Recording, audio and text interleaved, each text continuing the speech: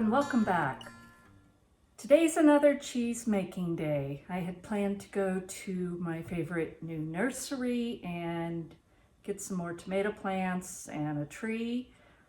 They're having a great sale, but then I checked the weather and that area is having 25 to 50 mile an hour winds today.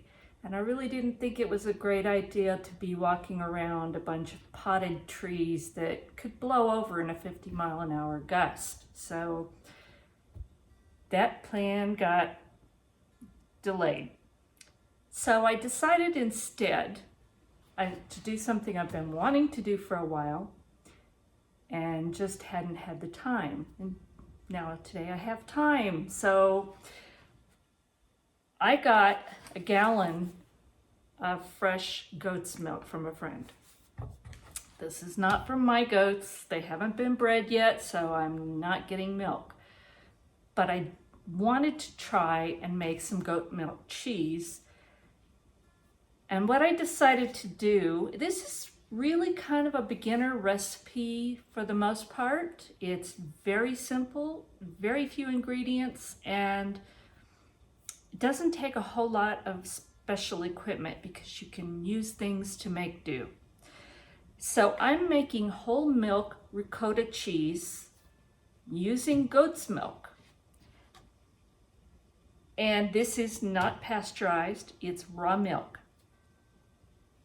There is a safety question for a lot of people, and it can be valid if the milk is not taken care of properly.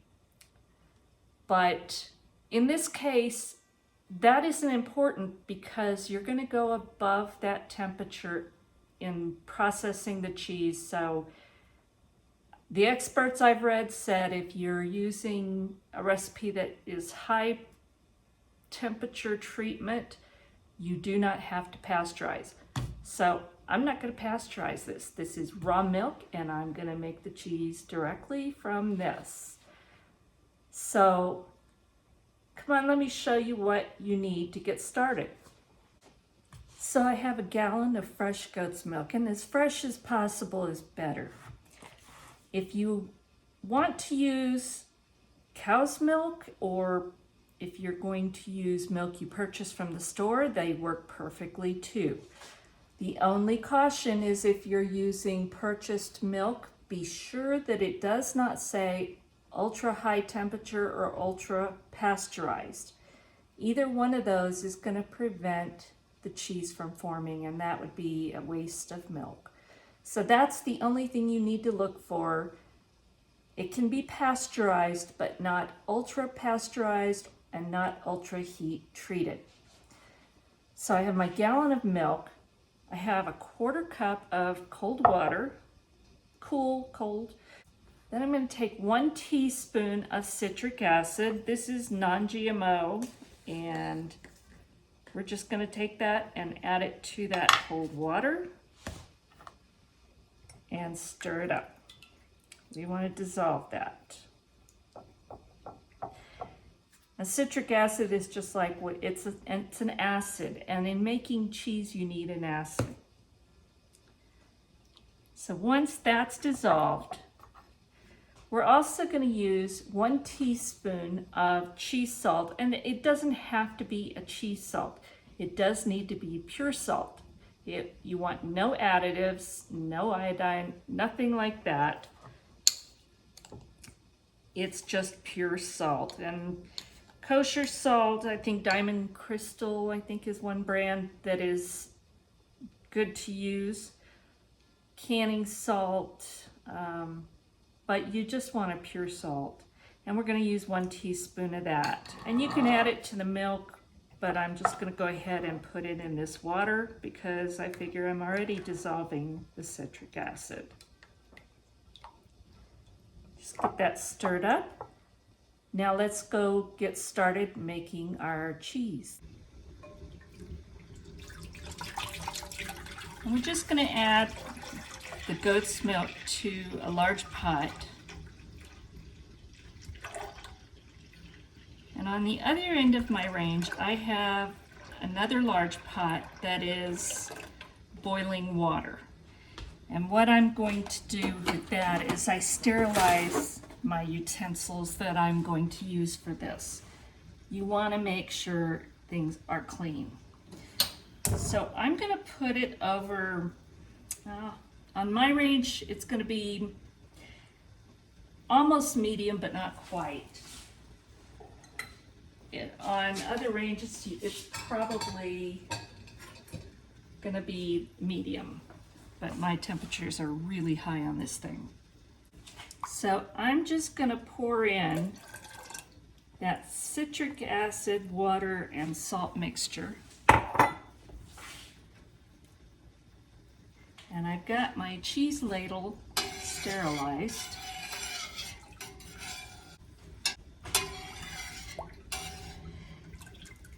Now I'm going to heat this to 185 to 195 degrees. And again, that's higher than if you were going to pasteurize the milk, so it will kill any of the bad little critters that could be in here, the pathogens. So we're just going to heat this up, stir it almost constantly to keep it from scorching, and then we'll come back. It's getting close. You do not want this to come to a boil. You want to make sure that you keep it below a boil. So stand here, stir, and keep an eye on it. Now, one thing I did not mention earlier is it's a really, really good idea to use stainless steel pot and utensils. Do not use aluminum. It can react with the acids, and it's basically anytime you're doing something like this, it's a science experiment. You're dealing with chemistry, and so certain things react badly with each other, and acids and aluminum tend to do that. So when you're making cheese, I would strongly urge to use stainless steel pot and stainless steel utensils. And you can get them, especially at a thrift store, you can get them fairly inexpensively. So that's what I would do. And this nifty little cheese ladle is great, but for this recipe you could use a slotted spoon. You make do, and don't go out and buy everything the first time. You don't have to. Now this recipe is actually backwards. When I made ricotta cheese the first time, I made it using the leftover whey. I think it was from mozzarella that I made that time. And it came out really good. But if you do that, you have to make it within 2 or 3 hours of the time you finish making the mozzarella in that case. And it's considered sweet whey. But this time I'm using the whole milk right from the start. And when you make most cheeses, from what I have seen so far, most cheeses you heat the milk and then you add your acid and then you add your salt after it has drained. This recipe calls for adding your acid and your salt right from the beginning. Now what is supposed to happen is when it gets to around 185 or 195, it's supposed to start separating into curds and whey without any further ingredients. And I am checking it with my thermometer, but according to the recipe, I would think you could just watch it very carefully and be able to tell when it's time to turn off the heat. So we'll just keep an eye on it and see what happens. So we're at about 185 now. So we're just going to watch it. And continue to stir because you do not want this to scorch and you don't want it to come to a boil.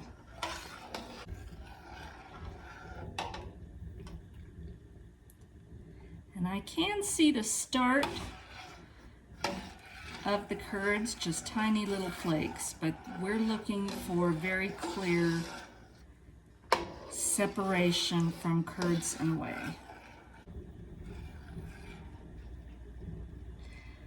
Alright, it's starting to form into the curds and the whey. Now we want to keep this around that temperature until these are totally separate. Well, I don't know if it's because this is goat's milk. Normally the whey is very yellow in color and very distinct. This still has a milky tinge, but it's not separating out. So I'm going to go ahead and go on to the next step, and that is turn the heat off and walk away for 10 minutes. And that gives the curds time to solidify and come together. So I'm turning off the heat. I'm going to set the timer and come back in 10 minutes. So I let this sit, and this is what it looks like. You can see the curds have separated out. It still looks milky to me, but this is what it did. So now I have a sieve with a double layer of butter muslin that I've sterilized. Now, don't use the cheesecloth you buy at the grocery store. This stuff will go right through it and you've just wasted it.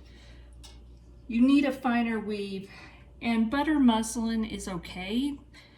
I actually have some organza on order that I will use for these in the future because it's a much finer weave. So if you do that, from what I read, you need to order polyester. But this is butter muslin and it does pretty good. And I'm just gonna ladle as much as I can before I pour the rest through it. But I have this over in my other pan to catch the whey in the bottom.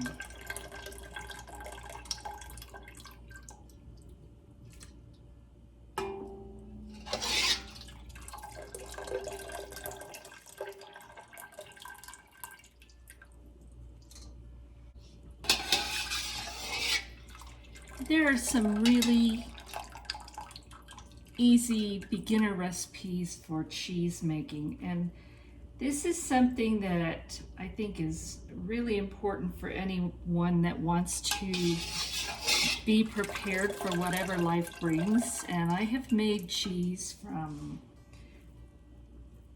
low-fat milk, I've made it from whole milk, this is from goat's milk, and you can even make it from powdered milk in your storage.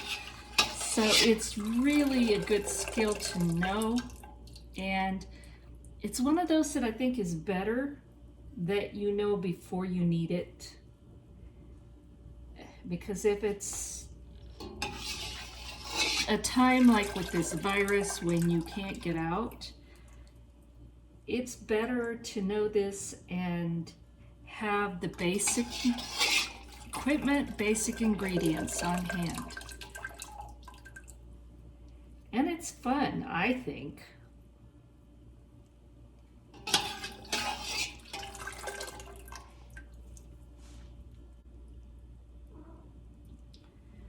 All right, so I've got quite a bit of this out. And I'm just going to start ladling the rest of it through the cheesecloth, the butter muslin.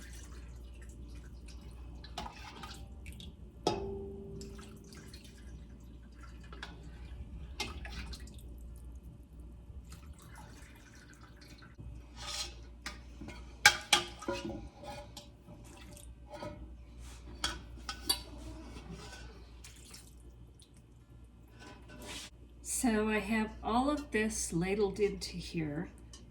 Now what I'm going to do, first I'm going to scrape off all these curds that are stuck to the ladle. And then what I have is just some kitchen twine, and I am going to gather up the corners of this.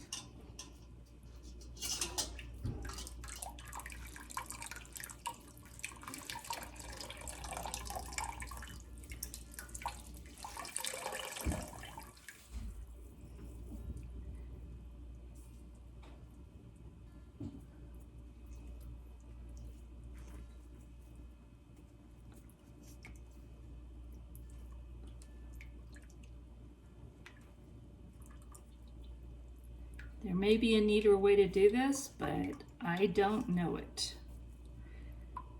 So I'm tying this up.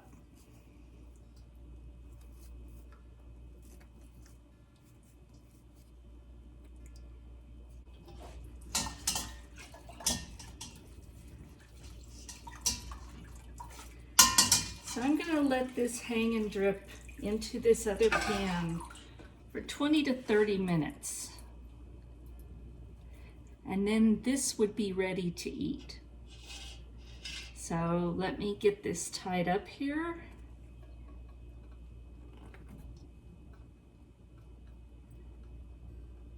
And yes, this is my pot filler that I have above my range. That's coming in very handy.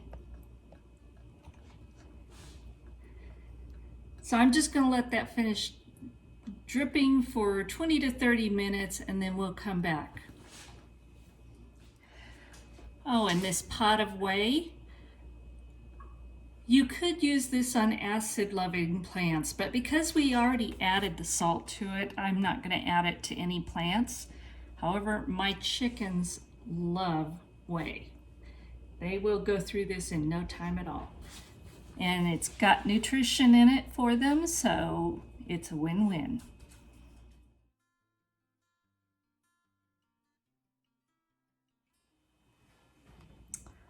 All right, I let this hang for 30 minutes and it had pretty much stopped dripping. So at this point, you have ricotta cheese.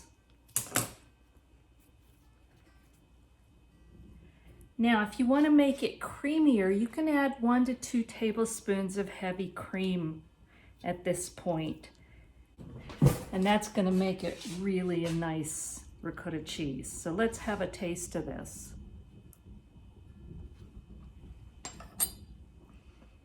It's good, and it would really benefit from the cream. But we're going to take this one step further. So at this point, you have the ricotta cheese, but I'm going to make ricotta salata, which is basically salted ricotta cheese that you age in the refrigerator. So I think I'm going to make a second video for that.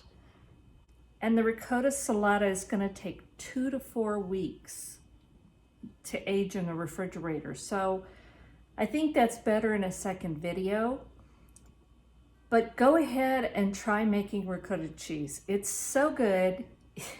It's really pretty simple. It's not a hard recipe and it doesn't take a lot. But come back for my next video on this and let's see how the ricotta salata turns out and how to make it. So thank you for watching. God bless. We'll talk again soon.